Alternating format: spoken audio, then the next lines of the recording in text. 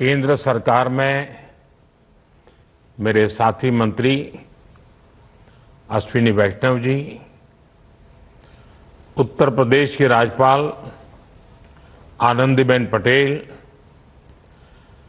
तमिलनाडु के governor RN. Ravi, Karnataka के governor Thawarchand Gehlot, UP के मुख्यमंत्री योगी आदित्यनाथ, केंद्रीय मंत्रिमंडल के मेरे अन्य साथी, राज्यों के डिप्टी सीएम, मंत्रीगण, सांसदगण, देश के अलग अलग हिस्सों से जुड़े अन्य जनप्रतिनिधिगण, देवी और सज्जनों, आज उत्तर से दक्षिण तक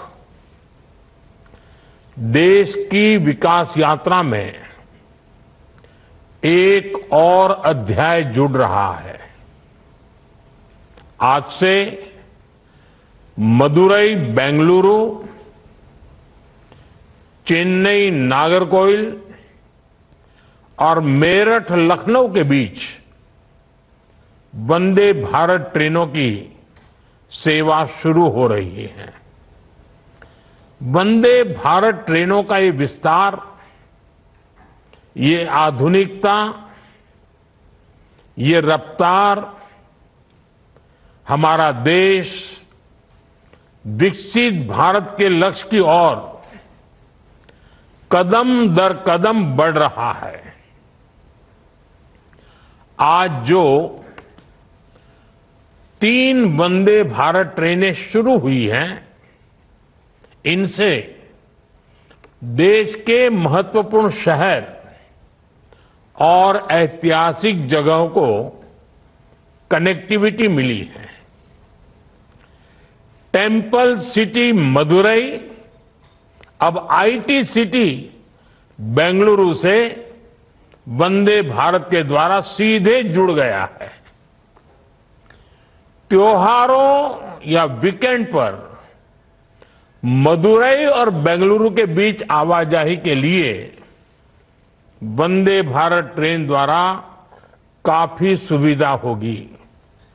साथ ही ये वंदे भारत ट्रेन तीर्थ यात्रियों के लिए भी बहुत कारगर साबित होगी।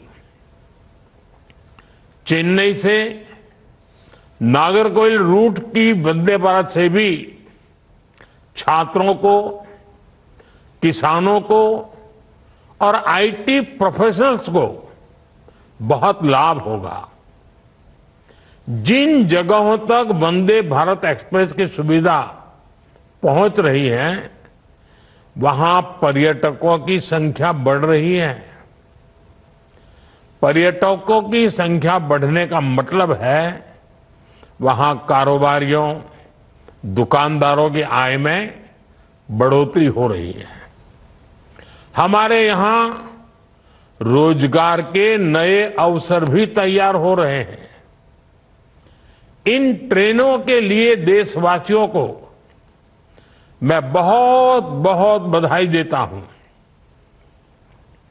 साथियों, विकसित भारत के लक्ष्य को पूरा करने के लिए दक्षिण के राज्यों का तेज विकास बहुत जरूरी है। दक्षिण भारत में अपार प्रतिभा है, अपार संसाधन और अपार अवसर की भूमि है। इसलिए तमिलनाडु और कर्नाटक समेत पूरे दक्षिण का विकास हमारी सरकार की प्राथमिकता है। बीते 10 वर्षों में इन राज्यों में रेलवे की विकास यात्रा इसका उदाहरण है। इस साल के बजट में हमने तमिलनाडु को 6,000 करोड़ रुपए से ज्यादा का रेलवे बजट दिया है। ये बजट 2014 की तुलना में 7 टाइम 7 गुना से अधिक है। तमिलनाडु में 6 वंदे भारत ट्रेन पहले से ही चल रही है। इन 2 ट्रेन के साथ ये संख्या अब 8 हो जाएगी।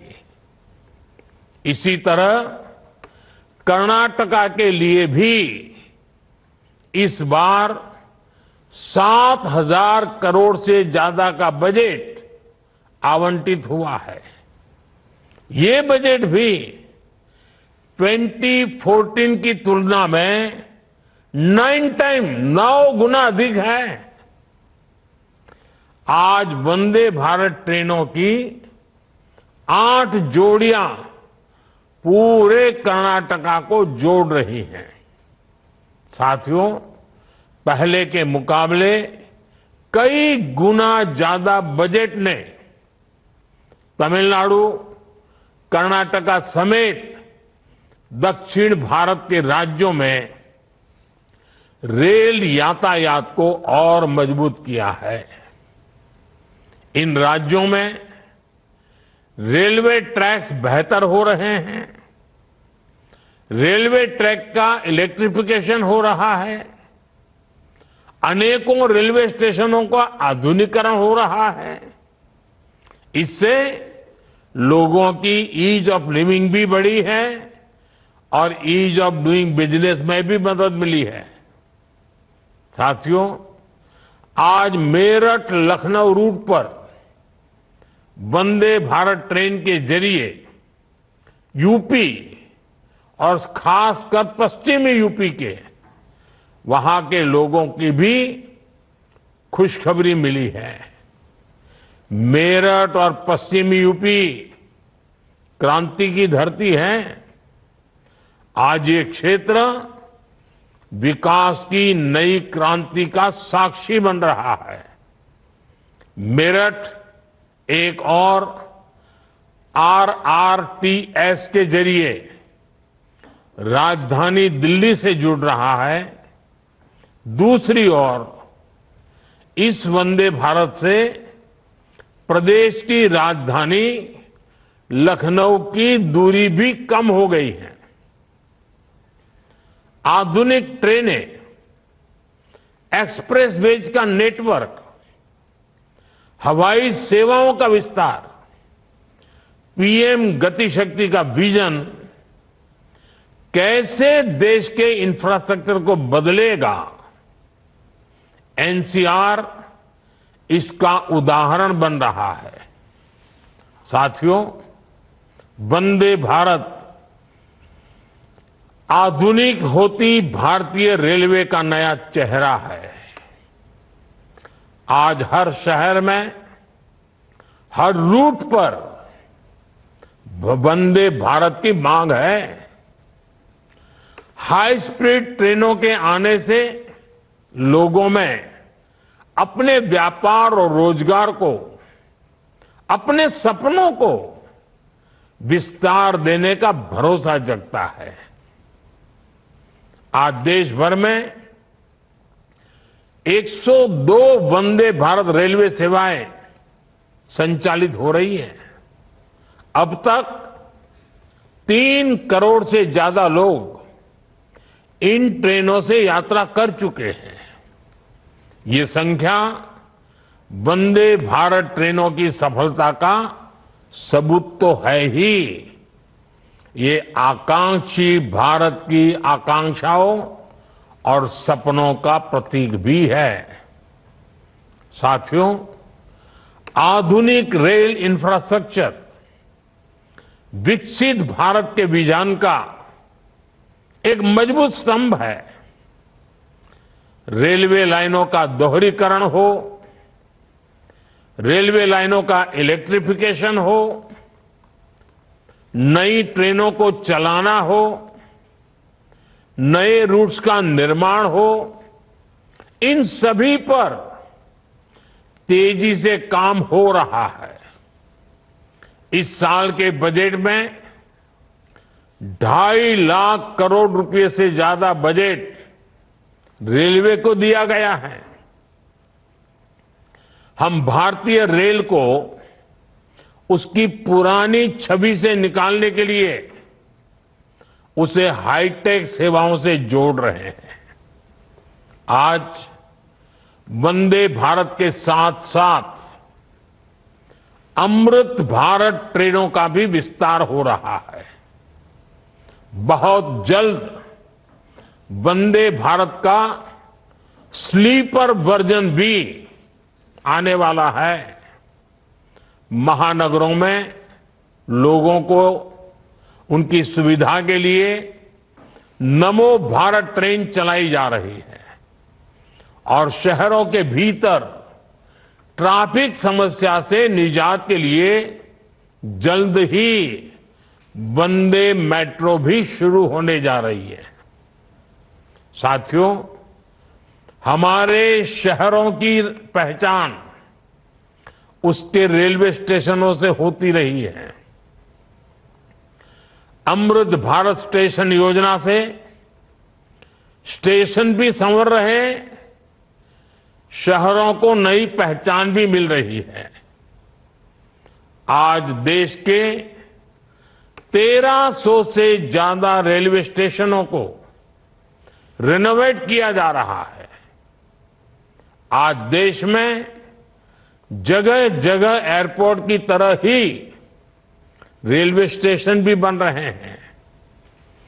छोटे से छोटे स्टेशनों को भी अत्याधुनिक सुविधाओं से जोड़ा जा रहा है। इससे ईज ऑफ ट्रैवल भी बढ़ रहा है। साथियों, जब रेलवेज, रोडवेज, वाटरवेज जैसे कनेक्टिविटी के इंफ्रास्ट्रक्चर सशक्त होते हैं तो देश सशक्त होता है। इससे देश के सामान्य नागरिक को लाभ होता है, देश के गरीब और मध्यम वर्ग को लाभ होता है। आज देश देख रहा है कि जैसे जैसे भारत में आधुनिक इंफ्रास्ट्रक्चर का निर्माण हो रहा है, गरीबों और मध्यम वर्ग सशक्त हो रहा है, उनके लिए रोजगार के अवसर उपलब्ध हो रहे हैं। इंफ्रास्ट्रक्चर के विस्तार से गांवों में भी नए अवसर पहुंचने लगे हैं। सस्ते डेटा और डिजिटल इंफ्रास्ट्रक्चर की वजह से भी गांव में नई संभावनाएं बन रही है। जब अस्पताल, शौचालय और रिकॉर्ड संख्या में पक्के मकानों का निर्माण होता है तो सबसे गरीब को भी देश के विकास का लाभ मिलता है। जब कॉलेज, यूनिवर्सिटी और इंडस्ट्री जैसे इंफ्रास्ट्रक्चर बढ़ते हैं तो इससे नौजवानों की प्रगति की संभावना भी बढ़ती है। ऐसे ही अनेक प्रयासों के कारण बीते 10 वर्षों में 25 करोड़ लोग गरीबी से बाहर आ सके हैं। साथियों, बीते वर्षों में रेलवे ने अपनी मेहनत से दशकों पुरानी समस्याओं के समाधान की उम्मीद जगाई है, लेकिन अभी हमें इस दिशा में बहुत लंबा सफर तय करना है। हम तब तक नहीं रुकेंगे जब तक भारतीय रेल गरीब, मध्यम वर्ग सभी के लिए सुखद यात्रा की गारंटी नहीं बन जाती। मुझे विश्वास है देश में हो रहे इंफ्रास्ट्रक्चर का ये विकास गरीबी को समाप्त करने में बड़ी भूमिका निभाएगा। मैं एक बार फिर तमिलनाडु, कर्नाटका और उत्तर प्रदेश के लोगों को 3 नई वंदे भारत के लिए बधाई देता हूं। आप सबको बहुत बहुत शुभकामनाएं। बहुत बहुत धन्यवाद। जन खबर न्यूज देखने के लिए आपका धन्यवाद। चैनल को लाइक करें, सब्सक्राइब करें ताकि आपके लिए हम ऐसी और इंटरेस्टिंग वीडियो लाते रहें।